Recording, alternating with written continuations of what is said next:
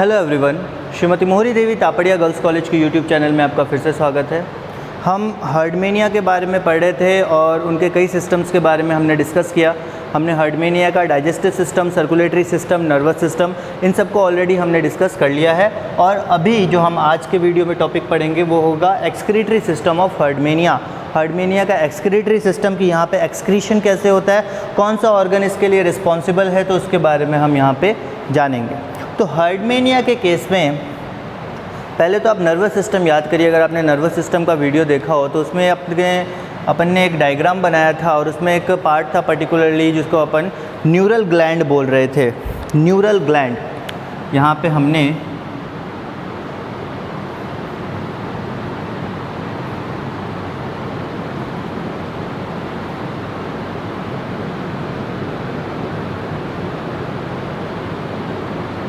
कुछ ऐसा एक डायग्राम बनाया था।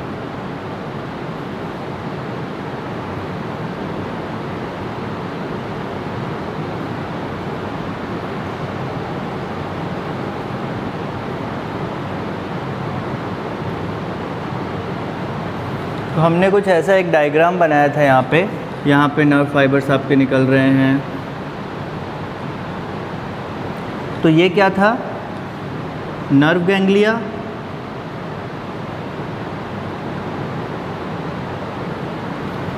ये क्या था? Neural gland. तो आज जो आपको पढ़ना है बेसिकली वो पढ़ना है इसी न्यूरल ग्लैंड के बारे में। ये जो न्यूरल ग्लैंड है इसके बारे में हम बेसिकली आज डिस्कस करेंगे, बिकॉज हर्डमेनिया के केस में जो एक्सक्रीटरी सिस्टम कहा जाता है या कंसिडर किया जाता है that is neural gland. Neural gland is considered as the excretory organ of Herdmania. ठीक है, तो हम थोड़ा न्यूरल ग्लैंड के बारे में पढ़ेंगे। न्यूरल ग्लैंड की अब बात करें हम तो ये ओवल ब्राउनिश कलर का एक स्ट्रक्चर होता है। न्यूरल ग्लैंड की अगर अपन बात करें तो ये ओवल मतलब अंडाकार और it is light brown in colour. Okay, it is light brown in colour. उसके बाद अगर अपन देखें इसके साइज़ के बारे में तो ये 4 मिलीमीटर तक लंबा और 1 मिलीमीटर तक चौड़ा हो सकता है। अगर इसके साइज़ की बात करें तो साइज़ जो है इसका 4 × 1 mm, दैट मीन्स ये जो 4 है वो इसकी लेंथ है और ये जो है विड्थ।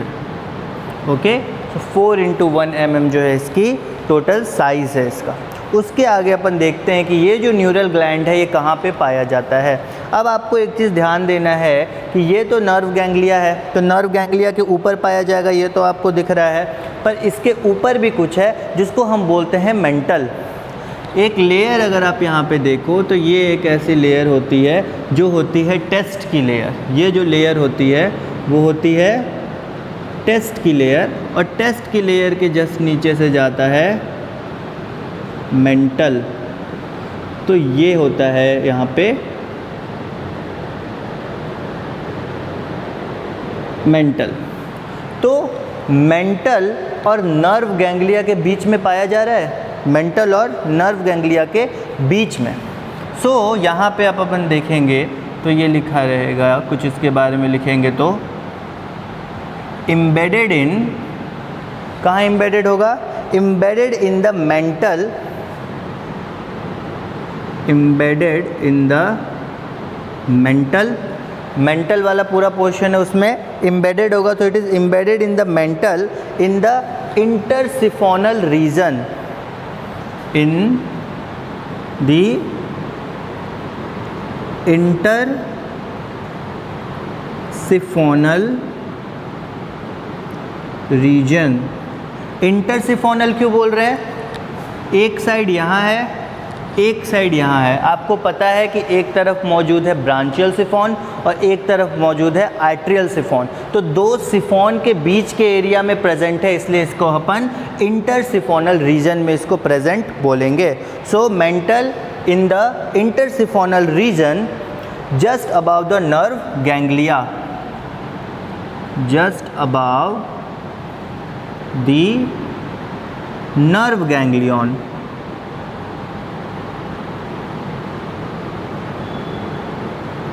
तो ये तो समझ में आ गया कि ये जो न्यूरल ग्लैंड है ये कहाँ पे प्रेजेंट है, आपके मेंटल कैविटी में ये धंसा हुआ है, मेंटल कैविटी में धंसा हुआ है दोनों सिफॉन्स के बीचों बीच, और जो नर्व गैंग्लिया है उसके जस्ट ऊपर ये प्रेजेंट है। ओके, उसके आगे हम देखते हैं, अब जो न्यूरल ग्लैंड है वो एक तरह का ट्यूबुल ही है। न्यूरल ग्लैंड जो है वो यहाँ पे देखो तो ये एक तरह का ट्यूब लाइक स्ट्रक्चर नहीं दिख रहा, ये एक तरह का ट्यूबुल है, ठीक है। तो ये जब एक तरह का ट्यूबुल है, यहाँ पे बहुत सारे ब्रांचिंग ट्यूबुल्स भी आपको दिखेंगे। इसको ब्रांचिंग ट्यूबुल्स की अगर अपन बात करें तो दैट मीन्स कि ये जो इसका ऊपर लेयर होगा ये ब्रांच्ड होगा, दैट मीन्स इसमें से ब्रांचिंग्स निकलती रहेंगी, ट्यूबुल्स की बहुत सारी ब्रांचेस निकलती रहेंगी, इसको बोलते हैं अपन ब्रांच्ड ट्यूबुल्स। ओके, समझ में आ रहा है?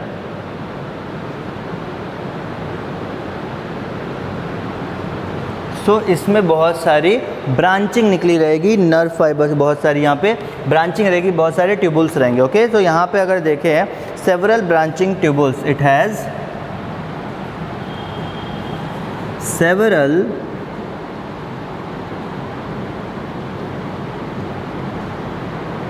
ब्रांचिंग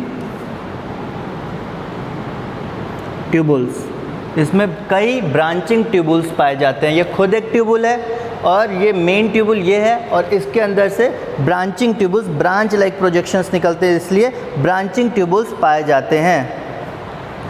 ये हो गया सेंट्रल ट्यूबुल्स, और ये जो ट्यूबुल्स निकल रहे हैं वो क्या हो गए, वो हो गए आपके peripheral tubules, central tubule and peripheral tubule. ये आपका सेंट्रल ट्यूबुल और ये हो गए आपके पेरीफेरल ट्यूबुल, क्योंकि पेरीफेरी पे है, साइड में है, इसलिए पेरीफेरल ट्यूबुल्स। उसके आगे अपन देखते हैं बहुत सारे ब्रांचेस अराइज हो गए, सब हो गया। उसके बाद हम देखते हैं कि ये कहाँ खुलता है, ओपन्स इनटू, ये कहाँ खुलेगा, it opens into a short duct.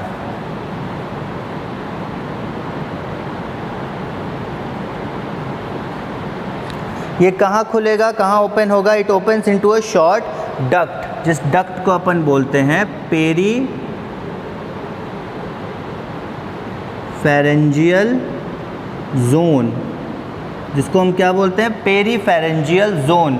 ये है पेरीफेरेंजियल जोन, ये पेरीफेरेंजियल जोन में ओपन हो रहा है। यहाँ पे ये जो ट्यूबुल है ये कहाँ ओपन हो रहा है, इस पेरीफेरेंजियल जोन में, पेरीफेरेंजियल जोन।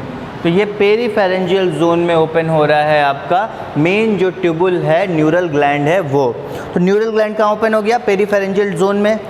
इसके आगे हम देखते हैं पेरीफेरेंजियल जोन के बाद क्या होगा।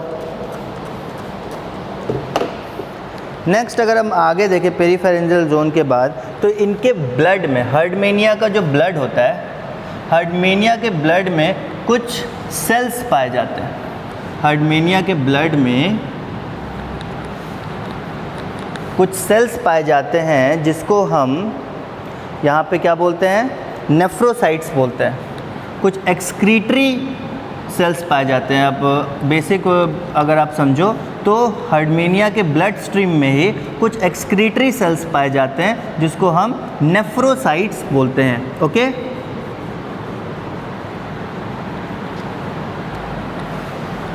क्या बोलते हैं हम, नेफ्रोसाइट्स। तो एक्सक्रीटरी सेल्स पाए जाते हैं, that are nephrocytes.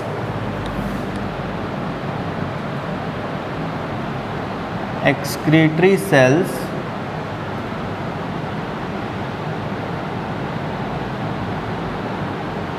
Nephrocytes. Okay, excretory cell कौन है, nephrocytes are present in blood, are present in blood to collect waste material। क्या करने के लिए ब्लड में मौजूद रहेंगे? वेस्ट मटेरियल को कलेक्ट करने के लिए। ये जो नेफ्रोसाइट्स हैं, नेफ्रोसाइट्स क्या हैं? सेल्स हैं, एक्सक्रीटरी सेल्स हैं। तो एक्सक्रीटरी सेल्स जो हैं नेफ्रोसाइट्स, ये हर्डमेनिया के ब्लड स्ट्रीम में मौजूद रहेंगे, जो वेस्ट मटेरियल है उसको कैप्चर करने के लिए, उसको कलेक्ट करने के लिए। ओके, उसके बाद अपन देखते हैं कि जो कॉमन वेस्ट प्रोडक्ट है, तो कॉमन वेस्ट मटेरियल है,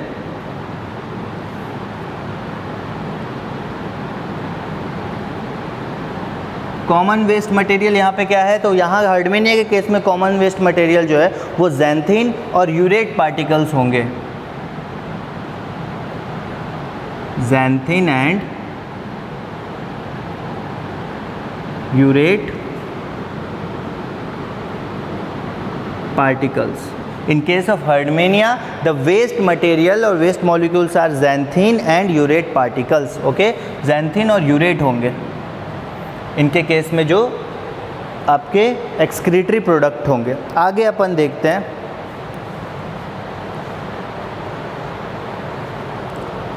उसके बाद ये जो है नेफ्रोसाइट सेल्स, वो नेफ्रोसाइट सेल कहाँ जाएंगे? They enter into lumen of neural gland, enter into lumen. Lumen मतलब जो ट्यूब के अंदर का एरिया होता है ना, उसको ल्यूमेन बोलते हैं, lumen of neural gland. Neural gland के ल्यूमेन में या न्यूरल ग्लैंड के कैविटी में, उस पाइप के अंदर, न्यूरल ग्लैंड के अंदर ये एंटर करेंगे। वहाँ पे ये क्या करेंगे? Neural gland where they pass out, where they pass out into the pre-branchial zone of pharynx, pass out into the pre-branchial zone of pharynx। अब एक्सक्रीटरी सेल नेफ्रोसाइट प्रेजेंट होते हैं, नेफ्रोसाइट वेस्ट मटेरियल को कलेक्ट करते हैं, और जो कॉमन वेस्ट मटेरियल है वो ज़ैंथीन और यूरेट पार्टिकल्स है। वेस्ट मटेरियल को कलेक्ट करने के बाद ये जो नेफ्रोसाइट्स हैं वो न्यूरल ग्लैंड के अंदर एंटर करते हैं, और न्यूरल ग्लैंड के अंदर एंटर करने के बाद ये जो है कहाँ निकल जाते हैं? प्री ब्रांचियल जोन में, जो कि फेरिंग्स का पार्ट है। ओके, तो फेरिंग्स के प्री ब्रांचियल जोन में ये निकल जाते हैं थ्रू न्यूरल ग्लैंड। उसके आगे हम देखते हैं, नेक्स्ट अपन देखते हैं न्यूरल ग्लैंड के बारे में। अगर थोड़ा देखें तो न्यूरल ग्लैंड जो है, इसको यहाँ पे हर्डमेनिया के फॉर्म में इसको पिट्यूटरी ग्लैंड भी कहा गया है। इट इज़, यहाँ पे एक पूरा टर्म बोला गया है या पूरा सेंटेंस बोला गया है कि it is homologous to pituitary gland. Homologous to pituitary gland बोलने का मतलब क्या होता है? होमोलोगस टू पिट्यूटरी ग्लैंड बोलने का मतलब है कि ये पिट्यूटरी ग्लैंड जैसे हैं, मतलब इनका जो फंक्शन होगा वो पिट्यूटरी ग्लैंड जैसा होगा, इनके जो सिक्रीशन होंगे वो पिट्यूटरी ग्लैंड जैसे होंगे। इस कारण से इनको बोला गया है it is homologous to pituitary gland. तो हम देख रहे थे कि प्री ब्रांचियल जोन में फेरिंग्स के निकल जाते हैं ये nephrocytes through neural gland. Neural gland के थ्रू ये नेफ्रोसाइट्स प्री ब्रांचियल जोन में निकल जाते हैं। उसके बाद अपन देखते हैं कि ये जो न्यूरल ग्लैंड्स हैं, न्यूरल ग्लैंड्स ऑल्सो सिक्रीट्स, ये कुछ हार्मोन सिक्रीट करते हैं, also secretes hormone, also secretes a hormone which is helpful in oviposition, which is helpful in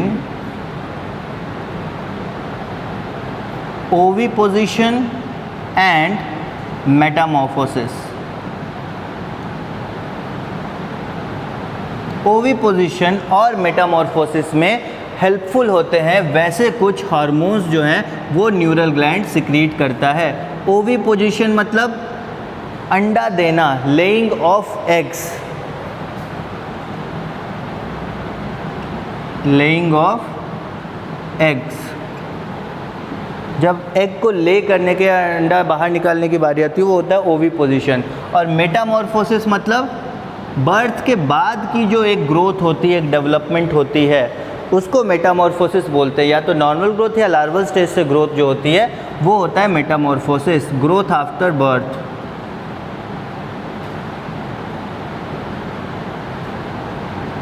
ये होता है मेटामॉर्फोसिस। और उसके बाद अपन लास्ट पॉइंट देखते हैं कि जो न्यूरल ग्लैंड है उसको होमोलोगस टू पिट्यूटरी ग्लैंड भी बोला गया है। Neural gland is considered as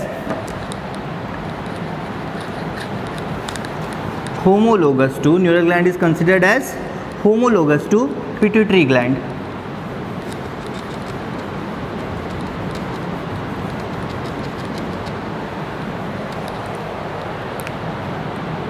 neural gland की बात करें तो neural gland is considered as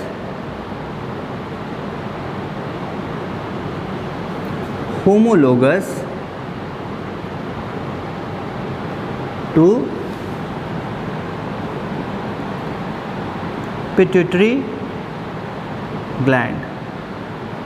ऐसा क्यों? क्योंकि ये भी कई ऐसे एंजाइम सेक्रेट करते हैं जो कि डिफरेंट फंक्शंस में हर्डमेनिया को हेल्प करता है। ओके, सो इनका एक फंक्शन तो हो गया कि एक्सक्रीशन में हेल्प करते हैं, या मेन एक्सक्रीटरी ऑर्गन है। उसके अलावा भी कई फंक्शन परफॉर्म करने के लिए ये हार्मोन का सिक्रीशन करते हैं। दैट्स वाई इनको हम पिट्यूटरी ग्लैंड जैसा या होमोलोगस टू पिट्यूटरी ग्लैंड कहते हैं। ओके, सो ये था आपका बेसिक स्ट्रक्चर एक्सक्रीटरी सिस्टम हर्डमेनिया का, और बेसिकली न्यूरल ग्लैंड के बारे में जो हमें पढ़ना था, जो कि एक्सक्रीटरी सिस्टम का सबसे मेन ऑर्गन है और मेन एक्सक्रीटरी ऑर्गन है हर्डमेनिया का।